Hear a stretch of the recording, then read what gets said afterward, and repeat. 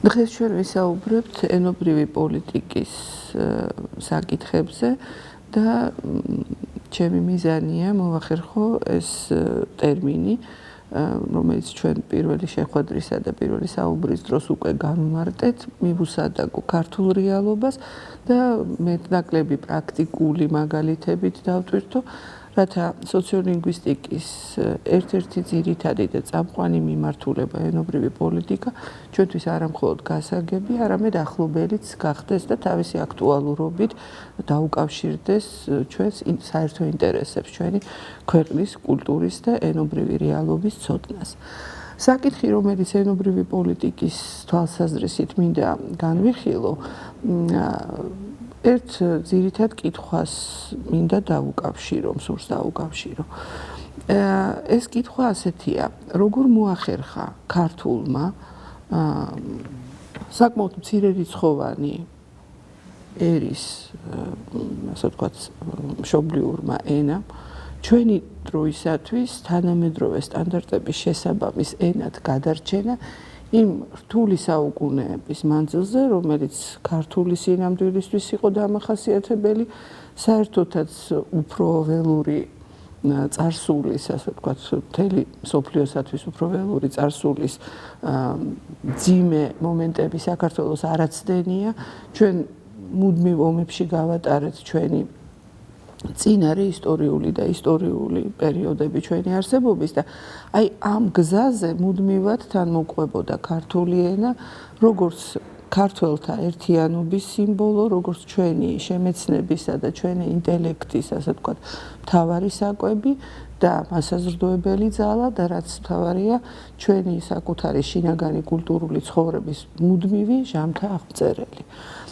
ეს კითხვა არ არის მაინცსა და მაინც პათეტიკური, რიტორიკული კითხვა, იმიტომ რომ ეს მართლაც სერიოზული საკითხი გახლავთ, რამდენადაც მსოფლიოს უამრავმა ენამ ვერ გამოაღწია საუკუნეების სიღრმეში, აი ბნელ საუკუნეებს რომ ვეძახით, მათ ეწიათ ისეთი სპეციფიკური ბედი, როდესაც თავისი ხალხის განათლებისა და კულტურის თანამდებად ვერ გადაიქცნენ და მხოლოდ საყოფაცხოვრებო რეალობაში მოახერხეს დარჩენა.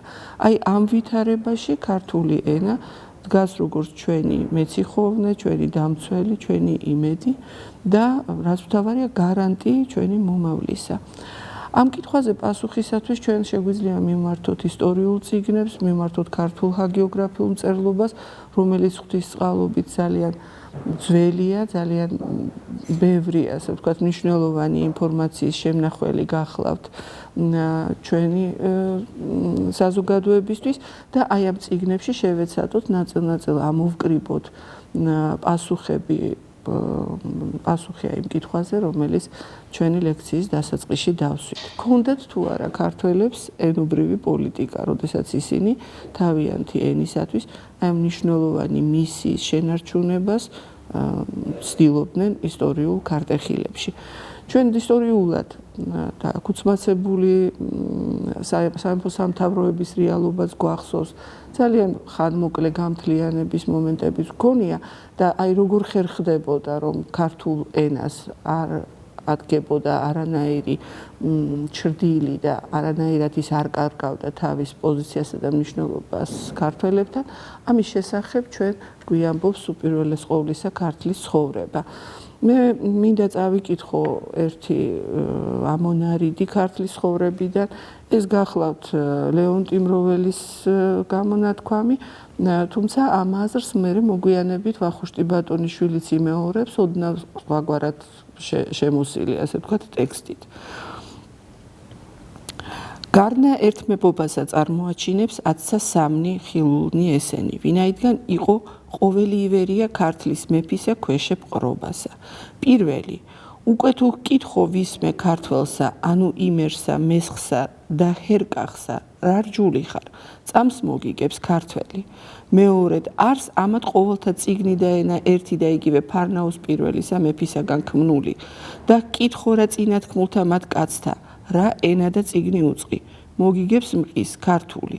რამე თუ არა იტყვის არც რჯულსა, ენასა და წიგნსა, იმერთასა, ანუ მესხთა ან ჰერკახთასა, არამედ ქართულსა. მესამედ, არასადმე ვიხილავთ დიდთა შენებულთა და ეკლესია მონასტერთა, ანუ ხატთა და ჯვართა ძვირფასთა, რომელთა ზედა იყო სხვათა მეფეთა სახელნი თვინიერ, ჩვენ მეფე მან ქართლოსისამან, ანუ ქართლისამან, ანუ აფხაზეთისამან, რომელთა ზედა წერილ არიან ქვათა, ხატთა და ჯვართა ზედა. მე შევწყვეტ ამ ციტირებას, იმიტომ რომ ვფიქრობ, რომ უკვე შევახსენე აუდიტორიას ეს მნიშვნელოვანი მონაკვეთი და აი შევეცდები დავყო ნაწილებად ის გამონათქვამი, რომელსაც ახლა ვუსმენდით.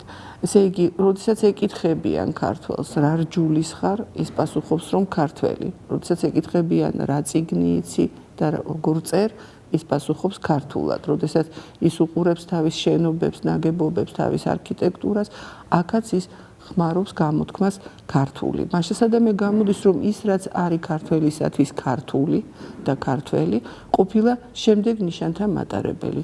ენა ქართული, წიგნი ქართული, არქიტექტურა, მშენებლობა ქართული.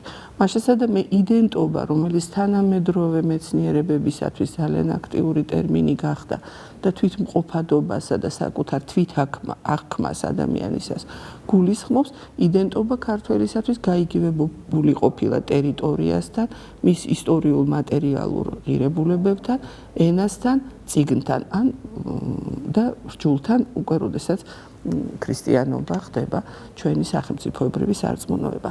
თუმცა ამ შემთხვევაშიაც ქართველი თავის თავს, როგორც ქრისტიანი, ქართველად განიხილავს.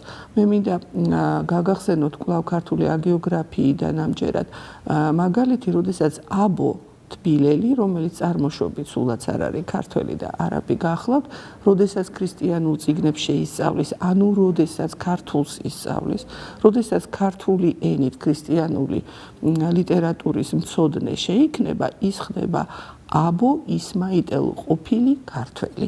ანუ ის გაქართველდა ქართველების წარმოდგენაში, რამდენადაც მან ქართულად შეისწავლა ქართული ქრისტიანული სარწმუნოება. აი ეს პირობა საქართველოსთვის, რომ თავისი კოლექტივის წევრად ეღიარებინათ, თუნდაც უცხოელი, მაგრამ მათთან ენობრივად და სარწმუნოებრივად ახლომოსული ადამიანი, იყო კიდევაც ერთ-ერთი მაკონსოლიდირებელი ფაქტორი, რომელიც მთელ ქართველ ხალხს ერთიან ტერიტორიაზე ერთ ხალხად და ერად აღაქმევინებდა თავს. ეს სიტყვები მე მინდა გავამაგრო, ასე ვთქვათ, მცირეოდენი კომენტარით. საერთოდ მიჩნეულია, რომ ადამიანის ფაქტორი ძალიან მნიშვნელოვანია თანამედროვე სამყაროს, ყოველ შემთხვევაში დედამიწასთან დაკავშირებული და უახლოეს კოსმოსთან დაკავშირებული სამყაროს ეკოლოგიური წონასწორობისათვის.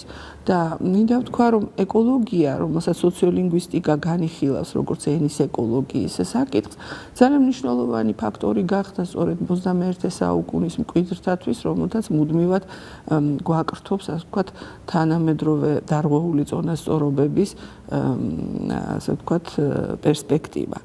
მაგრამ ადამიანი ჩაერია ბუნებაში და სამყაროში ძალიან დიდი ხნის წინათ. და ენა, რომელიც ოდესღაც მიჩნეული იყო მსგავსად ტყისა, მდინარისა თუ ჰაერისა, თვითრეგულირებად სისტემად, ანუ როდესაც ის თავის თავს თვითონ უვლიდა, ძალიან დიდი ხანია უკვე ადამიანების ჩარევის გამო თვითრეგულირებადი აღარ არის და ადამიანის მიერ არის რეგულირებული. რას ნიშნავს ადამიანის მიერ რეგულირებული? ადამიანი ჩეხავს ტყეებს, ხოცავს ნადირს. ეს ბუნება უკვე თვითონ აღარ განაგებს იმ რაოდენობებს, რომელსაც ის თავის დროზე, მაგალითად, დედამიწის წონასწორობისთვის აუცილებლად მიიჩნევდა. ადამიანების თავის დროზე სტიქიურად, ასე ვთქვათ, განსახლებულნი სხვადასხვა რეგიონში უკვე დიდი ხანია დაიძრნენ თავიანთი საცხოვრებელი ადგილებიდან, გადადიან სხვადასხვა ტერიტორიებზე, სახლდებიან სხვის, ასე ვთქვათ, კულტურულ გარემოში, სხვა ენობრივ სიტუაციაში და თავისი საკუთარი ენობრივი გამოცდილება შეაქვთ აი ატმოსფეროში. ამიტომ ენათა შორისაც იწყება აღრევა, ენათა შორისაც იწყება ტრადიციული, ოდესღაც მეტნაკლებად თვითრეგულირებადი სისტემების რყევები და ანუ ეკოლოგიური წონასწორობის დარღვევა. ძალიან საინტერესოა, რომ აი ქართულ სინამდვილესაც ასეთი რყევები, რა თქმა უნდა, უგრძნია სხვადასხვა პერიოდში. სხვანაირად ჩვენ ვერ ავხსნით ვერც არაბობას, ვერც სპარსელთა შემოსევებს, ვერც მონღოლებს საქართველოს ტერიტორიაზე, ვერ ავხსნით ვერც რუსეთის ორსაუკუნოვან ბატონობას ჩვენთან, ვერც დაუშვათ ძველ ბერძენ კოლონიზატორებს, რომლებიც საქართველოს ზღვისპირა რეგიონებს მიაკითხავდნენ ხოლმე, იმიტომ რომ ამ პერიოდებში ხდებოდა ახალი სამოსახლოების, ახალშენების გაჩენა, ენობრივი კონტაქტები, რომელიც შეიძლება იწყებოდა ცუდი მიზნებით და მერე შეიძლება კულტურული პროცესის, ასე ვთქვათ, თანამდებობ და მას სტიმულირებელ ფაქტორად გადაქცეულიყო, მაგრამ აი ამ სირთულეებში ქართული სამყარო თავისი გზით სიარულს ახერხებდა. ახლა ძალიან ძნელია და ძალიან ფილოსოფიური იქნება ჩვენი ცდა, რომ გადავწყვიტოთ, რომ ეს ყველაფერი არ მომხდარიყო, რა იქნებოდა ქართული რეალობისთვის დამახასიათებელი. ამის გამოცნობა ჩვენ არ შეგვიძლია, მაგრამ ჩვენ ვიცით, რომ როდესაც ეს ყველაფერი ხდებოდა, ქართული ენობრივი სამყარო თავისი საკუთარი, ასე ვთქვათ, სულიერი წონასწორობის შენარჩუნებას მაინც ახერხებდა. აი მივადექით ისევ ჩვენს საყვარელ ტერმინს, რომლის გამოც ეს საუბარი გაიმართა, ენობრივ პოლიტიკას. ქონდა თუ არა საქართველოს ხელისუფლებას, ეს იყო მონარქიული ხელისუფლება, მოგეხსენებათ ისტორიის მანძილზე, თავისი საკუთარი კურსი ენობრივი პოლიტიკის გატარების თვალსაზრისით. მე მინდა გითხრათ, რომ მათ ეს კურსი ჰქონდათ. ქართულმა მეფეებმა, მეფემთავრებმა, მოგვიანებით უკვე ქრისტიანულ ხანაში ეკლესიის მესვეურებმა, მეთაურებმა და წმინდა მამებმა იცოდნენ, რა უნდა ეკეთებინათ იმისთვის, რომ ქართულს არ დაეკარგა ყოველთა ქართველთა გამაერთიანებელი ფუნქცია და ქართულს მოეხერხებინა კაცობრიობის ყველა გამოწვევის, თანამედროვე ტერმინები რომ ვთქვათ, ყველა ცოდნის ქართულად გადახარშვა, ქართულ ქურაში გატარება და ქართველი ხალხისათვის საჭიროებების მიხედვით მიწოდება. ეს აზრიც მინდა რომ დავაზუსტო. რას ნიშნავს ყოველი ახალი ცოდნის ქართულად გადაწყობა? ეს ნიშნავს, რომ ქართული ენა ახერხებდა დარგობრივი ტექნიკური პროგრესის, საბუნებისმეტყველო ცოდნის, სამედიცინო ინფორმაციების, სამართლებრივი საერთაშორისო ნორმების, სავაჭრო ეკონომიკური ურთიერთობების, საზღვაო საქმის, სამხედრო საქმის ქართულ ენაზე დარგობრივად განვითარებას. ძალიან საინტერესოა, როდის ასწრებდა ამას ქართული სინამდვილე. ხან ამას აკეთებდა ათონის მთაზე, ხან აკეთებდა სადღაც დევნილობაში გახიზნული შორეულ მთის მწვერვალზე დაუშვათ აღმართულ ეკლესიის წიაღში, ხან ამას ახერხებდა ზეპირად, ეს არის ერი, რომელსაც ვეფხისტყაოსანი ზეპირად დაიმახსოვრა, როდესაც ნახა, რომ მისი წერილობითი ვერსიის შენახვა არ შეეძლო, მაგრამ ამას ქართველობა ახერხებდა. და მაშინ, როდესაც დადგა მე-20 საუკუნე, ანუ მე-20 საუკუნე ძალიან დიდი გამოწვევა მთელი კაცობრიობისათვის, იმიტომ რომ ამ მომენტისათვის ცოდნამ გადააჭარბა ადამიანის მეხსიერებით შესაძლებლობებს და ეს ცოდნა გახდა უკვე ტექნიკურად, ასე ვთქვათ, ძალიან სწრაფად ცვალებადი. აი ამ მომენტისათვის ქართველებმა მოახერხეს 100 წლიანი მონობის შემდეგ ქართული უნივერსიტეტი გაეხსნათ. ანუ მათ შეძლეს, რომ ქართულ ენაზე უამრავი დარგი აემუშავებინათ და აი ამ თვალსაზრისით კიდევ ერთხელ დადგომოდნენ წინ მსოფლიოს აი ამ საშიშ გამოწვევას, რომ თავარია ცოდნა, არ აქვს მნიშვნელობა, რომელ ენაზე გექნება ის. ქართულმა ენამ თქვა, რომ ყველა ცოდნა შეიძლება ქართულადაც შეიძინოს ადამიანმა. აი ეს პოლიტიკა ჩადებულია ქართული ისტორიის შორეულ წიაღში. დამეთანხმებით, რომ ქართული ენა გახლავთ უნიკალური, განსაკუთრებული ენა იმ თვალსაზრისით, რომ ის ჩვენი ისტორიული თვალსაწიერის მანძილზე ძალიან მცირე ცვლილებებს განიცდიდა. მართალია ჩვენ გვაქვს ესეთი ტერმინები, როგორც არის ძველი ქართული, ახალი ქართული, ახლა ზოგიერთი ხმარობს ტერმინს საშუალი ქართული, მაგრამ მე მინდა გითხრათ, რომ ეს უფრო პოლიტიკური ტერმინებია, ვიდრე ლინგვისტური. რამდენადაც ლინგვისტური თვალსაზრისით ქართულში ბრუნვათა სისტემა თითქმის არ შეცვლილა 15 საუკუნის მანძილზე ჩვენ თვალწინ რაც ხდება, ასევე და უფრო მეტის.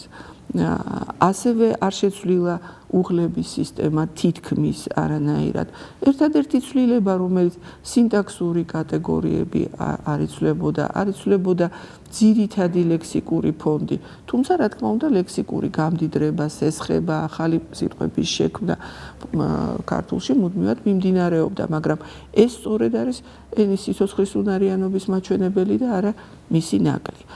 ახლა როგორ ახერხებდნენ შეენარჩუნებინათ მე-5 საუკუნის ქართული ტექსტის აღქმის უნარი, მაგალითად მე-20 საუკუნის მოსწავლისათვის.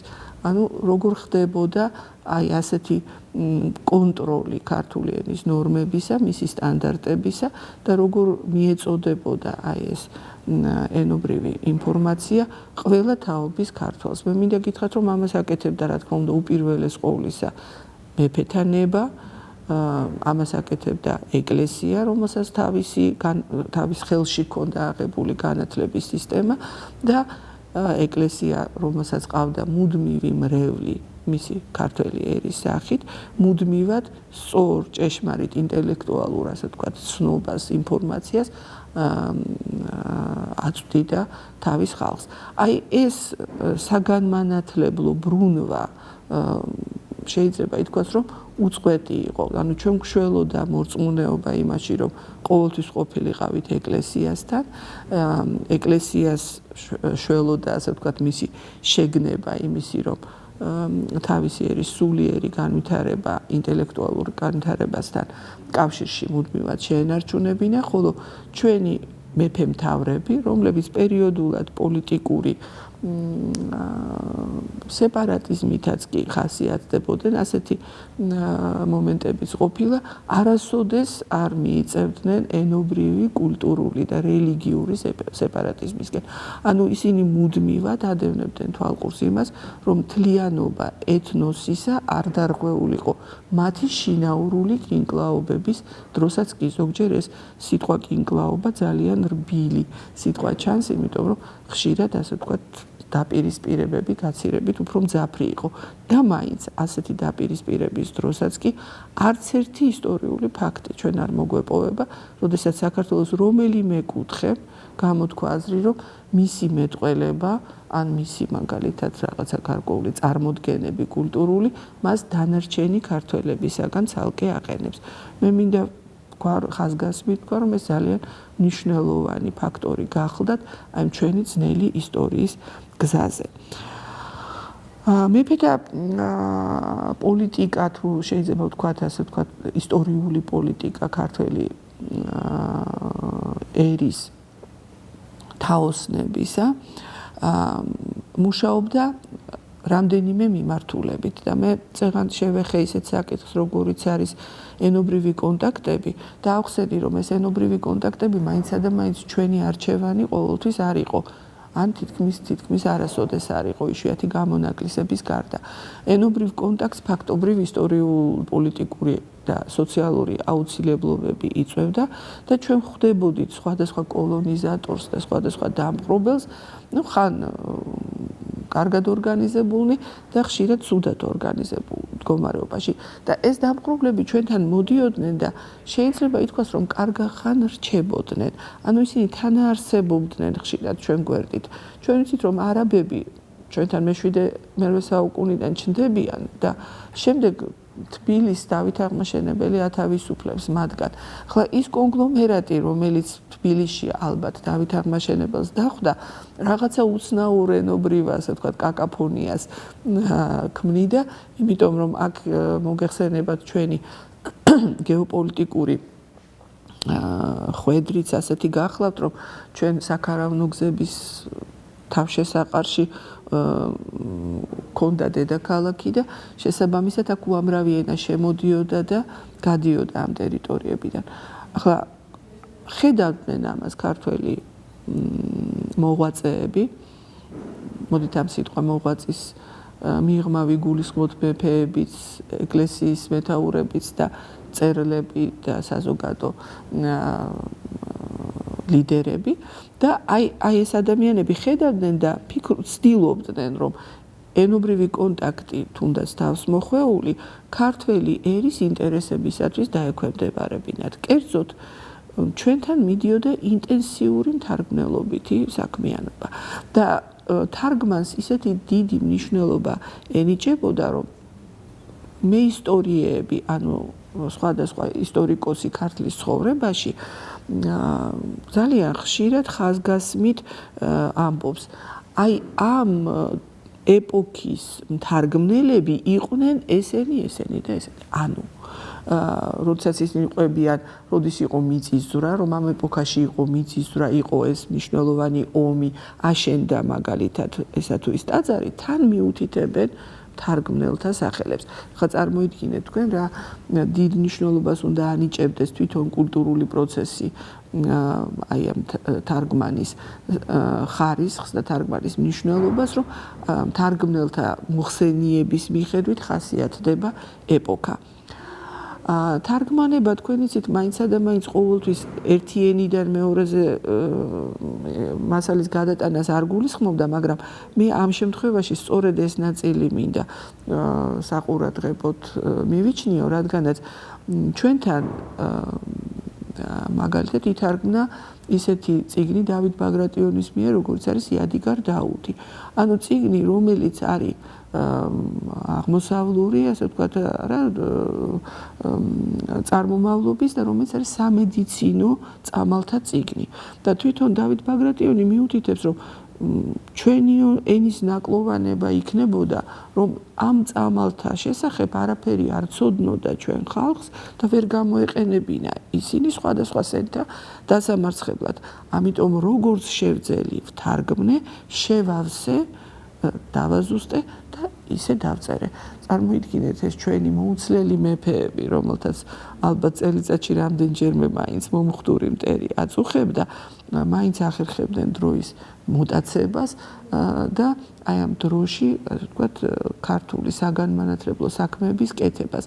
და როდესაც მე ჩვენ სამედიცინო დისციპლინებს დასჭირდათ სამედიცინო ტერმინოლოგიის მოხმობა, მათ ჰქონდათ ეს შესანიშნავი გამოცდილება უკვე ქართულ სინამდვილეში დამუშავებული და ქართული ტერმინოლოგიით გაჯერებული და ძალიან ბევრი სამედიცინო საბუნებისმეტყველო ანატომიური ტერმინი სწორედ იქიდან იქნა აღებული. ამიტომ ეს ძიება, მუდმივი ძიება იმისი, რომ სამეცნიერო აზრი და სხვადასხვა ცოდნა ჩვენამდე მოსულიყო დაუბრკოლებლად, მასშტაბი არ შეწყვეტილა არასოდეს. ხა ჩვენ ვიცით, ყველაზე მოუცლელი და ყველაზე ძვირფასი ჩვენი მეფის, ასე ვთქვათ, ღვაწლი, ეს გახლავთ დავით მეოთხე აღმაშენებელი, რომელსაც უამრავი საქმის გაკეთება მოუხდა და თქვენ იცით, რომ მან უამრავი რეფორმა გაატარა. ეს მწიგნობარი მეფე, რომელიც ყველა ომში თავისი ბიბლიოთეკით მიდიოდა, ამ რეფორმებს, ეს იყო საზღვაო, სამხედრო, ეკონომიკური, სავაჭრო, ტერიტორიათა მოწყობის, ქვეყნის მართვის, სახელოთა ჯის და ასე შემდეგ საქმეები, აი ამ ყველა საქმეს თავისი ბრძანებულებებით, თავისი საკანონმდებლო ვერსიებით, თავისი ასე ვთქვათ, წიგნობრული რეკომენდაციებით აფორმებდა და ყველა ამ ტერმინზე ის საგანგებოდ ფიქრობდა და აფიქრებდა იმ მოხელეებს, რომლებიც მის გარშემო აი ამ სარეფორმო საქმეებთან იყვნენ დაკავშირებულნი. მე რომ ეს ლიტონ სიტყვებად და ჩემ ვარაუდებად არ ჩამეთვალოს, თუ შეიძლება თქვენი ნებართვით ჩამოვთვლი აი იმ ტერმინებს, რომელთაც დავით აღმაშენებელი, ასე ვთქვათ, თავის საქმიანობას, თავის სარეფორმო საქმიანობასთან დაკავშირებით იყენებს. ესე იგი სამართალი და სახელმწიფოს მართვის თეორია, რომელიც დავითთან არის დაკავშირებული. მას აქვს ასეთი გამოთქმები: მართებანი და განსაგებელნი, სახელოთა და საბჭოთა სჯანი. ანუ სიტყვა საბჭო, რომელიც ჩვენ მერე ძალიან ბევრჯერ გამოვიყენეთ და დღესაც ვიყენებთ, აი უკვე ადმინისტრაციულ საქმეებში აქვს ჩაბმული დავით აღმაშენებელს. სასაზღვრო საქმეთა ორგანიზაცია, კიდეთა მყრობანი, ნაპირთა ჭირვანი, სამხედრო საქმე, სამეფოსა წყნარებისა ღონენი, ლაშქრობათა მეცადინეობანი, მხედართა განწესებანი, სპათა დაწყობანი, სახელმწიფოს შიდა უშიშროების სამსახურების ორგანიზაცია, განხეთქილობათა კრძალვანი, მთავართა ზაკვისა ცნობანი, საერონი შიშნი, მოციქულთა შემთხვევანი და პასუხნი, ეკონომიკა, საჭურჭლეთა შემოსავალნი, მეძღვნეთა ჯეროვანი მისაგებელნი, შემცოდეთა წყალობითნი წვრთნანი, მსახურებულთა ნიჭმრავლობანი, მოსაკითხავთა შესატყვისნი მოკითხვანი, სახელმწიფო იდეოლოგიური სამსახურები, ღონიერნი მიმართებანი, ქცეულებანი ჟამთანი, ახსნანი იგავთანი, გარდასრულთა შეამსგავსნის მომავალნი. დავითის ისტორიკოსთან ვხვდებით მინიშნება სახელმწიფო საცენზურო სამსახურის არსებობასთან დაკავშირებით. დავით აღმაშენებელი მკაცრად ადევნებს თვალყურს სამხედრო, ასე ვთქვათ, შენაერთებში, თქვენცით მას რეგულარული ჯარი აქვს შექმნილი საქართველოსთვის, სადაც აკრძალულია თქვენინებით, ხოლო საეშმაკონი, სიმღერანი, სახიობანი და განცხრომანი და გინება ღმრთისა საძულველი და ყოველი უწესოება მოსპობილ იყო ლაშქართაში და მისთა და ურიცხვსა მას შინა სიმრავლესა ენათა ნათესავთასა ვითარცაც სათა შინა მყოფთა შორის. ანუ ეს იყო ბრძანების დონეზე აკრძალული ყველა ის მიუღებელი უცენზურო გამოთქმა, რომელიც მე ვშიშობ, რომ დღეს ჩვენი საზოგადოებისთვის ძალიან დამახასიათებელია. ასევე აქ არის მითითება ისევ სამხედრო საქმეში და კვალად მონასტერნი და საეპისკოპოსნი და ყოველნი ეკლესიანი წესსა და რიგსა ლოცვისასა და ყოველ საეკლესიოსა განგებისასა დარბაზის კარით მიიღებდიან ვითარცა კანონსა უცდომელსა ყოვლად შვენიერსა და დაწყობილსა კეთილ წესიერებისა და ლოცვისა და მარხვისასა. მაშესადამე მაშინ როდესაც საქართველო აღმავლობის გზაზე დგას, აღმავლობის ნიშნები ყოფილა. აი ყველა იმ საქმის განვითარება, რომელზედაც არის საუბარი და ყველა ეს საქმე მოგეხსენება თქვენ შესწავლის განსჯის, დადგენის, ბრძანების სახით გაფორმების გარეშე, რა თქმა უნდა, არ განხორციელდებოდა. მაგრამ ჩვენი გასაჭირი უფრო ხშირად გქონდა ვიდრე ხენა და ჩვენ გქონდა კრიზისის პერიოდებიც. აი კრიზისების პერიოდშიც იწყება ზუსტად იმისი საპირისპირო პროცესები, რასაც ასე შევხარით დავით აღმაშენებლის ეპოქაში. მაგალითად როსტომ მეფის ჟამს, როდესაც ფაქტობრივ სპარსულმა მმართველობამ ძალიან დიდად განავრცო თავისი გავლენა აღმოსავლეთ საქართველოზე და როდესაც ყიზილბაშური წესები ჩვენს რეალობაში შემოიჭრა, მინდა ვთქვა, რომ ყველაფერს დაეთყო ეს ნიშნები და ისტორიკოსი ამის შესახებ ასეთ რამეს ამბობს, რომ სახლი შემოიღესო ქართველებმა ყიზილბაშური, ანუ არქიტექტურა გახდა არაქართული. ჩაცმა ყიზილბაშური ოჯახი აღარ ინახებოდა, აღარავინ ზრუნავდის შვილთათვის, აი ესეთი გამოთქმა არის. მომრავლდა ხარჭა და ხევალი. ანუ ზნეობა ყიზილბაშური თვითონ აქვს ეს გამოთქვა, გამოჩვენება და კეკელაობა, პირმოთნეობა, რაც შემოვიდა და რაც მთავარია, აი ენობრივი თვალსაზრისით ენა ყიზილბაშური. ანუ როგორც კი გაუჭირდა ქვეყანას პოლიტიკურად, სოციალურად და წამოვიდა ყოველმხრივი კრიზისი, ასე ვთქვათ, კომპლექსური კრიზისი, რა თქმა უნდა, ამ კრიზისმა იმ წუთში ასახვა პოვა საყოფაცხოვრებო რეალობაში და რა თქმა უნდა მოხდა ერთი რამ, ქართული ენის პრესტიჟი, ანუ მისი განსაკუთრებულობა, მისი პრივილეგიურობა, არა, რომელზედაც ჩვენი ლექციის დასაწყისში მაგალითიც მოვძებნეთ და ვთქვით, რომ როდესაც ეკითხები ქართველს რა ენა იცი, ის იმ წუთში პასუხობს ქართული, არა? იმიტომ რომ მას ეამაყება, გარდა იმისა, რომ იცის ეს ქართული, მას ეამაყება და სურს, რომ აი ამ მთლიანობის ნაწილი იყოს. მაგრამ აი როგორც კი ეს ყიზილბაშური გავლენები მოდის, უკვე გამოდის, რომ ქართველი არისტოკრატიის გარკვეული ნაწილი შორდება თავის ხალხს და აი ყიზილბაშურ, ასე ვთქვათ, კულტურაზე გადადის და მისი ენაც ხდება არა მშობლიური, არამედ ყიზილბაშური, ასე ვთქვათ, როგორც ამას ისტორიკოსი გვეუბნება. თვითონ აი ამ ფაქტმა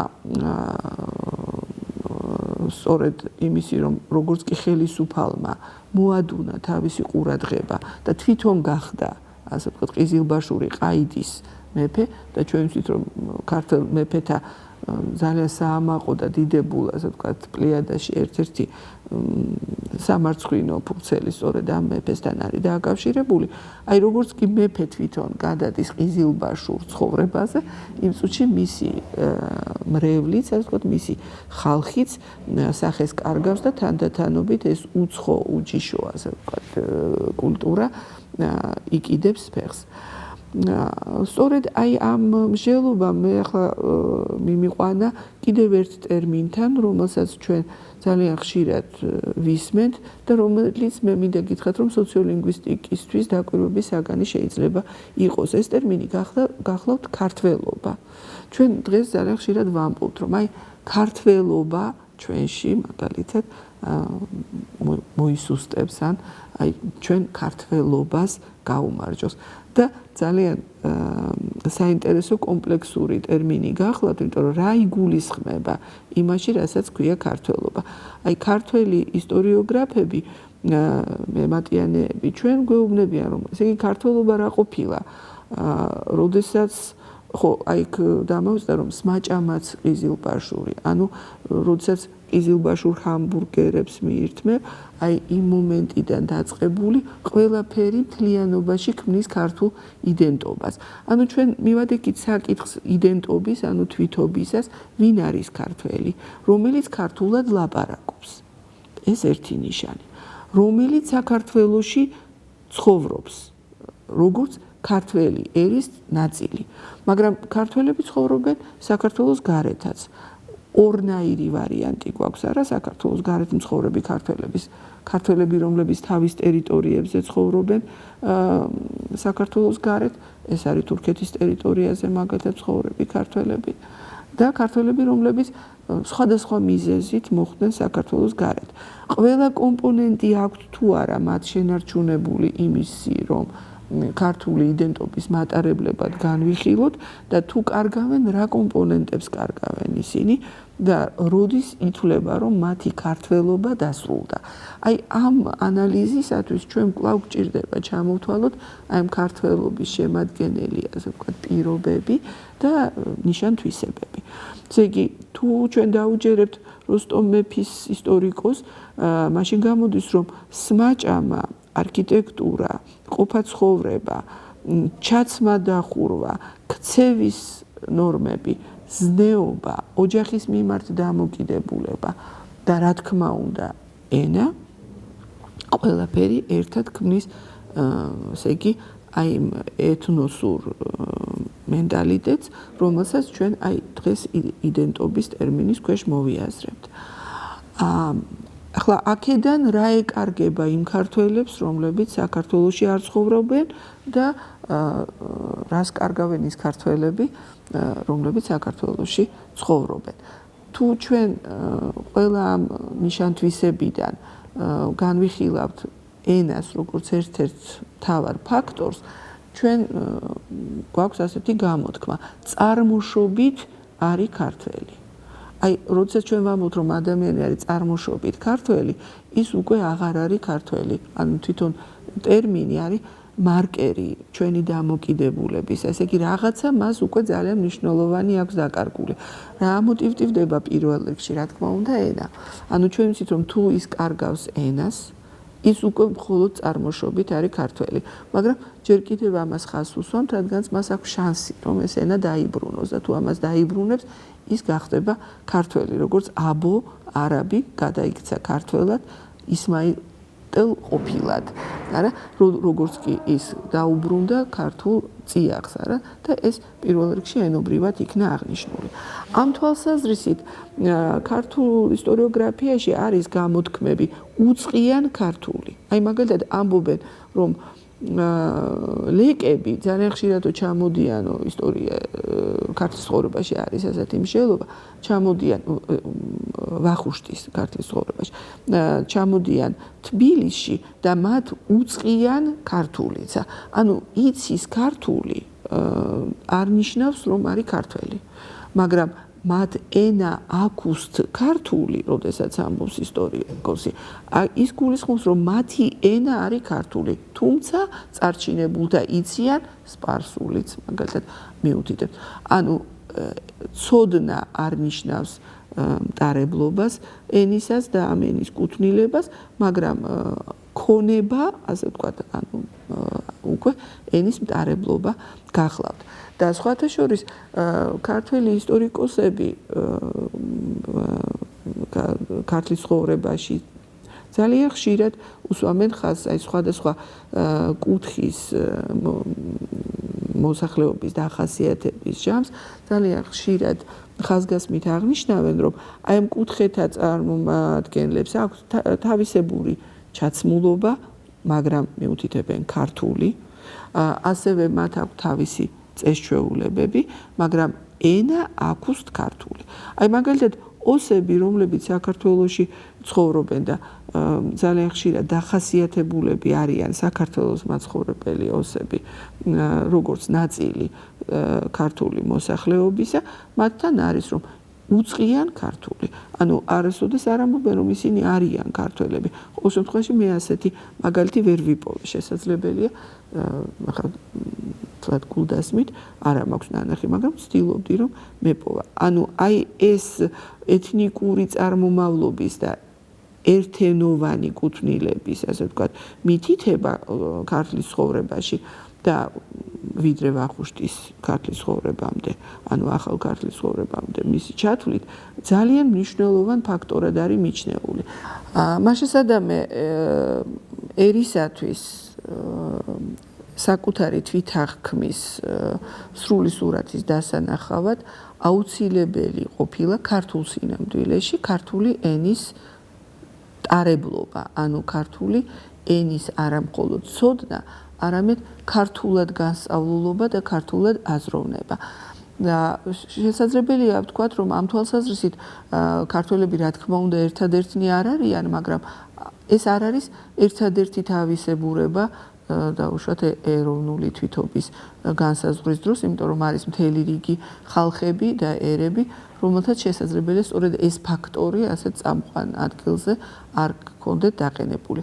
მე ვფიქრობ, რომ ქართველთა ისტორიული ბედი, სწორედ ჩვენი, ასე ვთქვათ, ტერიტორიული, ჩვენი მდებარეობა, ჩვენი მუდმივი ომიანობა განაპირობებდა სწორედ ენის გარშემო ჩვენ კონსოლიდაციას და ქართველ მოღვაწეთა მიერ აი ამ კონსოლიდირებელი ფაქტორის მნიშვნელობის დანახვას. შესაბამისად, როცა ჩვენ ვსვამთ კითხვას, ვინ ვართ, პარალელურად ჩვენ გვაქვს პასუხიც. ვართ ისინი, ვინც ვართ, მაგრამ ვიღაცა არა ვართ ამის პარალელურად. და ამიტომ რაც არა ვართ, აი ამ ნაწილში მაშასადამე ენა არის ადემარკაციო ხაზი, ანუ ენა ხაზს უსვამს იმას, რომ ჩვენი კუთვნილება დავადგინოთ და გავემიჯნოთ იმ ყველა დანარჩენს, რაც არა ვართ ჩვენი იდენტობის მიხედვით. შესაბამისად, ჩვენი მიზანი იყო გვეთქვა, გქონდა თუ არა ჩვენ წყობრი ენობრივი პოლიტიკა საქართველოს ისტორიული განვითარების მანძილზე და ეს ენობრივი პოლიტიკა შედეგიანი გახდათ თუ არა და მე ვფიქრობ, რომ მოკლედ, მაგრამ მაინც გარკვეულად პასუხის გაცემა მოვახერხეთ. საქართველოს ყოველთვის ჰქონდა ენობრივი პოლიტიკა და ეს პოლიტიკა ამართლებდა აქამდე, იმიტომ რომ ჩვენ მოვედით ჩვენი სრულყოფილი და სრულიად სრულფასოვანი ენით ამ თანამედროვე ეპოქამდე. დიდი მადლობა.